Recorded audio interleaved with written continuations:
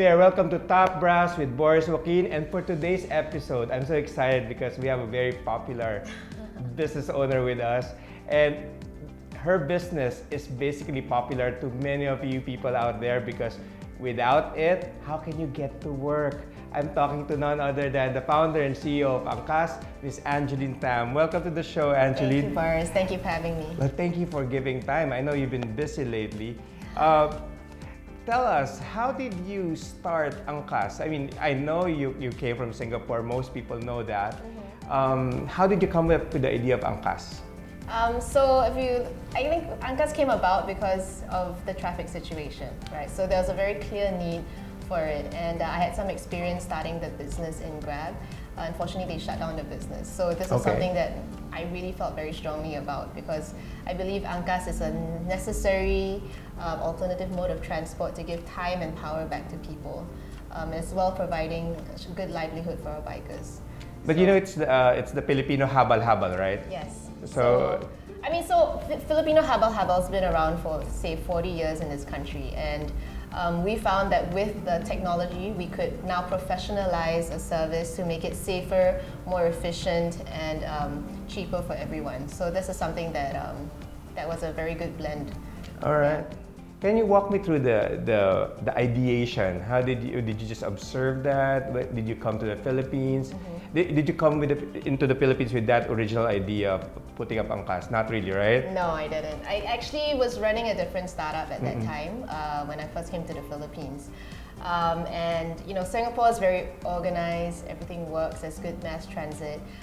So one thing that really shocked me when I first came was the traffic. Everybody gets shocked by the traffic here. Yeah. So I mean, there was one time where I think I went for 3 or 4 meetings, and I spent almost 5-6 hours on the road. And you know, that was so foreign to me, right? And I realized even when I was starting to try and spend more time here, it was difficult to make friends because, you know, it's like a long distance relationship practically. If you're trying to meet someone in Quezon City during peak hour traffic, it's just, you know, it was tough. And then hearing stories about, you know, boyfriend girlfriends not being able to meet up for a date. You know, you can't be chivalrous to send the girl home. You know, so that really gave me more passion to do something like this. Okay, yeah. And it's practically 3 years now since you started Angkas, right? 3 years, yes. All right, and tell me some of the challenges when you were about to start it. I'm sure there are government regulations. Safety is a big thing. We're going to talk about that later, but what were the challenges when you were starting up on your first year? I think the challenges that we had the first year really was that motorcycles was something that's very stigmatized in this country. You know, unlike the other Southeast Asian countries that we have where, you know, traffic is very bad, motorcycles are really quite an accepted form of transportation, even for regular folk, right? But in the Philippines, this is not so. You know, there's a very strong fear that motorcycles are unsafe. Yeah. You know, they're kamote drivers. And truthfully, what we found working with motorcycle bikers is that they drive like this, you know, on the streets, not because they want to, it's because they don't know any better, right? And that's why we've shown that with our training program and with the procedures that we have in place, you know, motorcycle drivers, once they learn, they can ride in a responsible manner because now they know, right? Before they had no experience in, you know, even learning road rules, traffic signs, and how do you stay safe and safety awareness. So this is something that the program really brings to them. In fact, we feel like 70% of our applicants. But training is completely free. So we've trained over 100,000 bikers, and at least those that don't pass, at least go away with the knowledge, more knowledge and skill, and how to drive more safely on the roads. Wonderful. Yeah. Would you say that it's the right timing when you entered the market? Because I vaguely remember that our traffic rules are not even clear about motorcycles anyway. It was recently in the last few years where the bike lanes was introduced. Or were you working with the government just to, I mean, institutionalize a lot of this traffic rules and this stuff and that? So I think unfortunately motorcycles have kind of fallen on the wayside in terms of legislation and whatnot. But with the traffic situation and the economy growing, usually motorcycles are the first vehicle that a low-income family buys, right? Because studies have shown us, or SWS survey, for example, has shown us that 1 out of 3 Filipino families own a motorcycle. Really? Okay. 50% of them depend on it for a livelihood. Oh, and close to 100% are all from low-income households. So this is really their a vehicle that they have to purchase in order to try and, I guess, move up.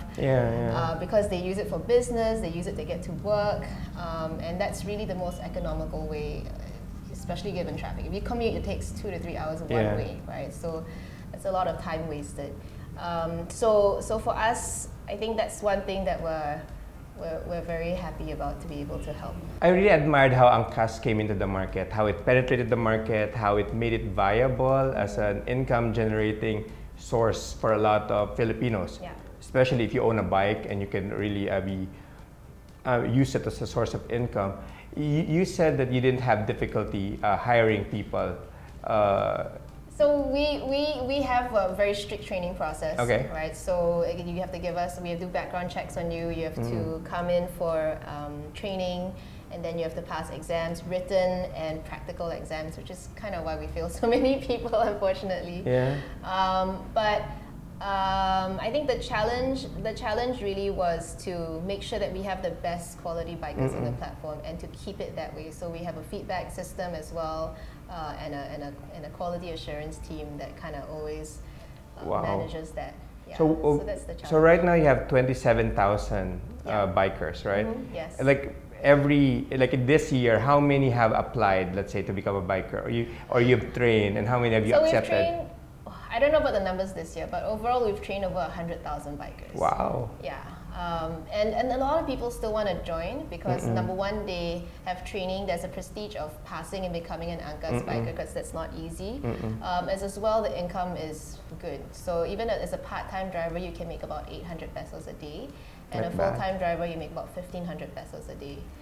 So that's actually very attractive for a lot of our bikers.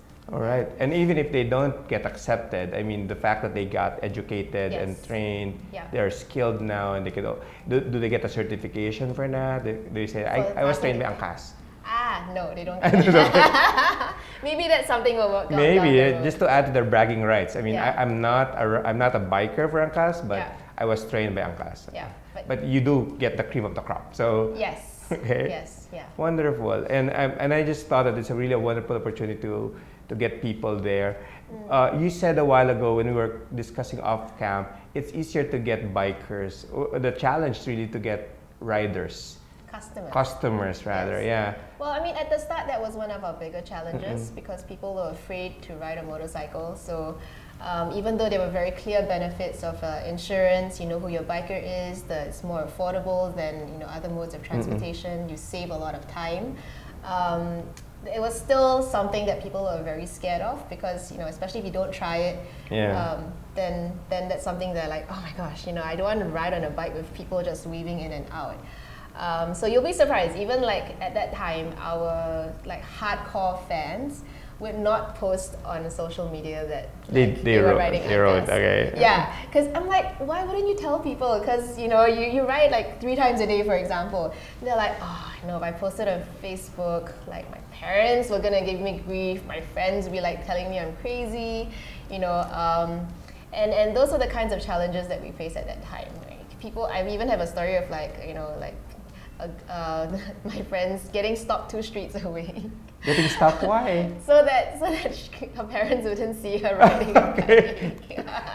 It's like ditching a boyfriend so that you won't get discovered. Okay.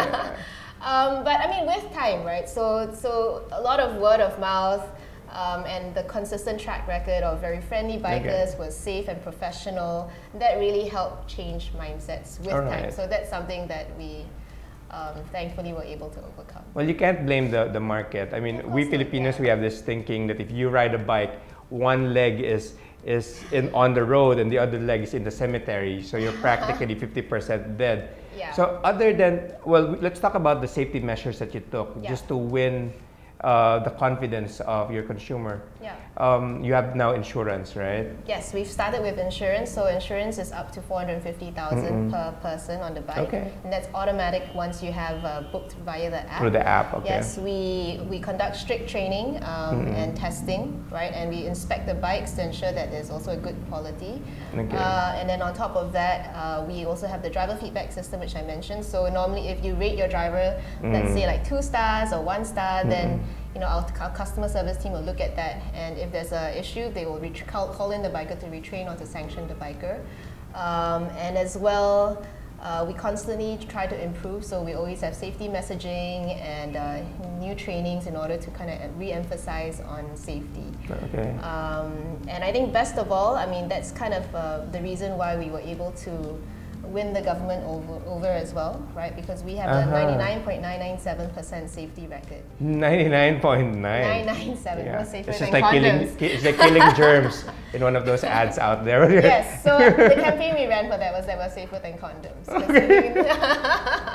Safer than safeguards, safer than condoms.